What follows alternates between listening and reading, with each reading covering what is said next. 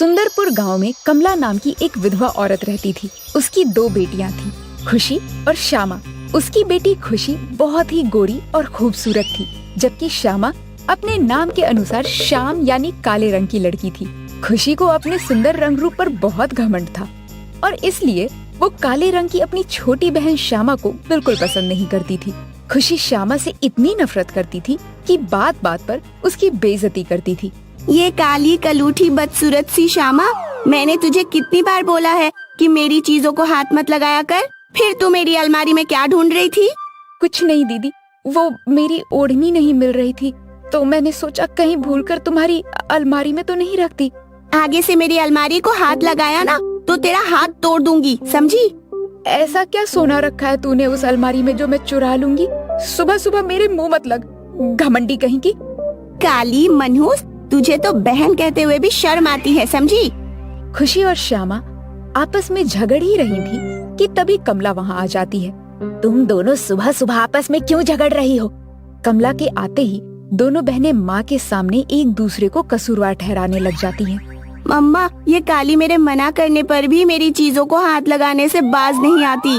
देख लो अम्मा, बात बात पर काली मनहूस कहकर चिढ़ाती रहती है।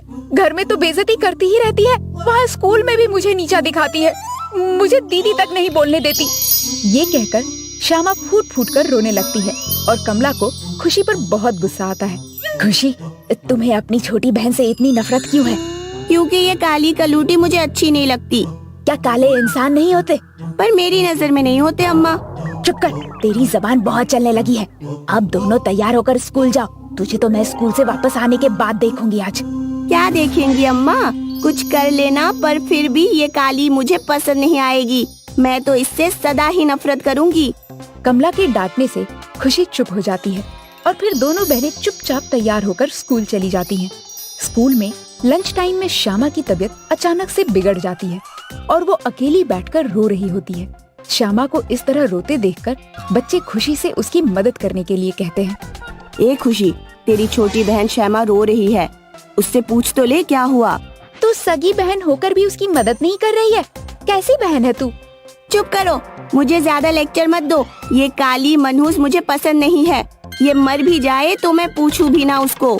भगवान इस काली कलूटी को उठा ही ले तो अच्छा है। उसी वक्त उधर श्यामा की टीचर आ जाती है और वो खुशी की बात सुनकर उसे समझाने लगती है। खुशी, क्या रंग काला होने से कोई मनहूस हो जाता है? क्या रिश्ते रंगों से बनते हैं? श्यामा काली है तो क्या हुआ, तुम्हारी सगी बहन है। मेरी इससे नहीं बनती मैम, इसीलिए मैं उसको अपनी बहन नहीं मानती। ये कहकर खुशी वहाँ से चली जाती है और फिर उसके जाने के बाद टीचर खुद श्यामा के पास जाकर उसे संभालती हैं। श्यामा बेटी, क्या बात है, तुम इस तरह अकेले बैठकर क्यों रो रही हो? मैम, मैं काली हूँ इसलिए कोई मुझे मनहूस बोलता है तो कोई काली भैंस। मेरी सगी बहन खुशी भी मुझसे नफरत करती है, हमेशा लड़ती रहती है, मुझसे कोई प्यार नहीं करता। तुम्हारी माँ तो तुम्हें प्यार करती है ना? हाँ मैम, करती है। बस तो बेटा खुद को भाग्यशाली समझो, क्योंकि जिनको माँ का प्यार मिल जाए उन्हें किसी के प्यार की जरूरत नहीं होती। सच मैम?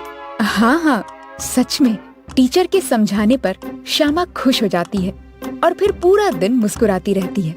शाम को जब कमला उसके पास आकर बैठती है तो श्यामा उससे पूछती है, अम्मा, क्या तुम हमें खुशी जितना प्यार करती हो? माँ के प्यार को पूछा नहीं करते बेटी, माँ को अपनी हर औलाद प्यारी होती है। मुझे तू भी उतनी ही प्यारी है जितनी की खुशी। सच माँ? और क्या, तुझे अपना कलेजा फाड़ कर दिखाऊं बेटी? अरे नहीं नहीं माँ, मुझसे भूल हो गई। जिस दिन खुद माँ बनोगी उस दिन खुद ही समझ जाओगी, समझी? इस तरह कई साल बीत जाते हैं। इस दौरान खुशी और श्यामा दोनों बहनें स्कूल से 12वीं पास करके कॉलेज में पढ़ने लगती हैं। समय बदलता है मगर खुशी की नफरत में कोई बदलाव नहीं आता। वो अब भी श्यामा से उतनी ही नफरत करती रहती है, मगर इस बीच वो अपने कॉलेज के एक लड़के मनीष के प्यार में पड़ जाती है और अब दिन रात उसे मनीष ही याद रहता है। श्यामा का दिल दुखाने के लिए वो माँ से जानबूझकर मनीष के बारे में बढ़ चढ़कर बातें करती रहती है। माँ, तेरी खुशी किस्मत वाली है जो उसे मनीष जैसा लड़का मिला। मिलता क्यों नहीं बेटी, तू भी तो परियों से खूबसूरत है। परियों से खूबसूरत हूँ? तभी तो मनीष मुझे अपनी जान से भी ज्यादा प्यार करता है।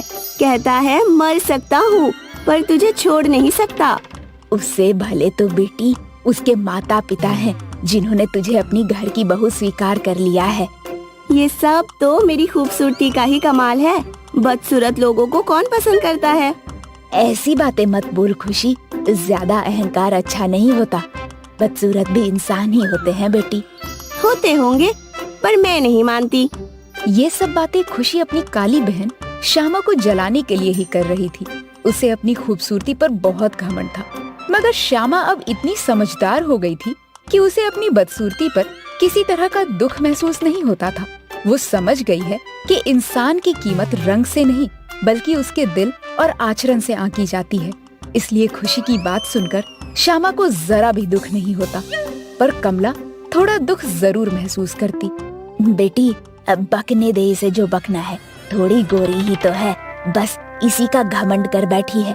मेरी नजर में तो तू भी उतनी ही खूबसूरत है। माँ अब मुझे कोई फर्क नहीं पड़ता, उसे जो कहना है कहने दो, मैं जैसी हूँ वैसी ही ठीक हूँ। इस तरह श्यामा तो अपना पूरा ध्यान पढ़ाई की तरफ लगाए रखती और खुशी का ज्यादातर समय मनीष के साथ घूमने फिरने में ही बीतता है। इसी तरह एक दिन खुशी जब मनीष के साथ बाइक पर जा रही होती है तो मनीष की बाइक का एक्सीडेंट हो जाता है और इस एक्सीडेंट में खुशी को गंभीर चोटें आती हैं, मगर मनीष को कोई चोट नहीं आती। इस एक्सीडेंट की खबर मिलते ही श्यामा और उसकी माँ कमला तुरंत अस्पताल की तरफ दौड़ पड़ती हैं। खुशी के चेहरे पर गंभीर चोट आई है और उसे बचाने के लिए खून की जरूरत होगी। आप मेरे शरीर से सारा खून ले लीजिए पर मेरी बहन को बचा लीजिए। इस तरह श्यामा के खून देने से खुशी की जान बच जाती है, मगर उसके चेहरे पर चोट का बड़ा सा निशान बन जाता है और इसी निशान के कारण उसका चेहरा बहुत ही बदसूरत नजर आने लगता है। उसकी इसी बदसूरती के कारण मनीष भी उससे बात करना छोड़ देता है, जिस कारण उस पर दुखों का पहाड़ टूट पड़ता है। मैं बहुत बड़ी पागल थी अम्मा, इस दुनिया को ना समझ सकी। पर अब तो समझ गई ना कि इंसान की कीमत उसकी सूरत से नहीं बल्कि उसकी सीरत से जानी जाती है। इस घटना के बाद खुशी का सारा अहंकार जाता रहता है और फिर उसे वही काली कलूटी अपनी बहन श्यामा, जिसे वो मनहूस समझती थी, अपनी प्यारी बहन और दुनिया की सबसे अच्छी इंसान नजर आने लगती है। चंदनबाड़ी एक छोटा सा गांव था। गांव में राजू नाम का एक छोटा लड़का अपनी विधवा माँ के साथ रहता था। उसकी माँ सिलाई मशीन चलाकर घर चलाती थी। माँ, पापा जिंदा होते तो आपको ये काम नहीं करना पड़ता ना। पापा नहीं है तो क्या हुआ, तू तो है ना। मेरा राजू बेटा अच्छे से पढ़ाई करेगा और अपनी माँ को खुश रखेगा। राजू गांव के स्कूल की तीसरी कक्षा में था। एक दिन दोपहर की छुट्टी में राजू का दोस्त विकी कुछ पेन लेकर आया। ये देख राजू, मेरे चाचा ये पेन अमेरिका से लेकर आए हैं, बड़ा कीमती पेन है ये। विकी के पेन राजू को काफी पसंद आए। विकी पेन अपने बैग में रखकर खाना खाने निकल गया तो राजू सोचने लगा, पापा होते तो ऐसा ही पेन ला कर देते। पापा नहीं है तो क्या हुआ, मैं तो हूँ ना, मैं एक पेन ले लेता हूँ। राजू ने विकी की स्कूल बैग से एक कीमती पेन निकाल लिया। दोपहर की छुट्टी खत्म हुई, सारे बच्चे क्लास में आ गए। विकी क्लास में खड़ा जोर जोर से रो रहा था। तभी क्लास टीचर आ गए। क्या हुआ, क्यों रो रहे हो? सर, मेरा एक पेन गायब है, पापा मुझे बहुत मारेंगे। तुमने पेन क्लास में किसको दिखाया था? किसी को नहीं सर, बस राजू को दिखाया था। ये सुनकर राजू डर गया।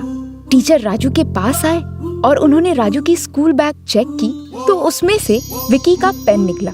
ये देखकर टीचर ने राजू को एक थप्पड़ कसा और पेन विकी को वापस कर दिया। राजू टीचर से काफी गुस्सा हो गया और रोने लगा। घर आते ही रोते रोते माँ से पूछने लगा, माँ, ऐसा कौन है जो सबको मार सकता है लेकिन कोई उसका कुछ नहीं बिगाड़ सकता? ऐसी तो पुलिस ही होती है जो सबको मार सकती है, लेकिन बिना वजह वो किसी को नहीं मारती। क्या हुआ राजू, बात क्या है? राजू ने माँ को कोई जवाब नहीं दिया, लेकिन उसने मन ही मन ठान लिया कि वो पुलिस ऑफिसर बनेगा और टीचर से थप्पड़ का बदला लेगा। दिन बीतते चले गए। राजू धीरे धीरे बड़ा होने लगा। बड़ा होने के साथ साथ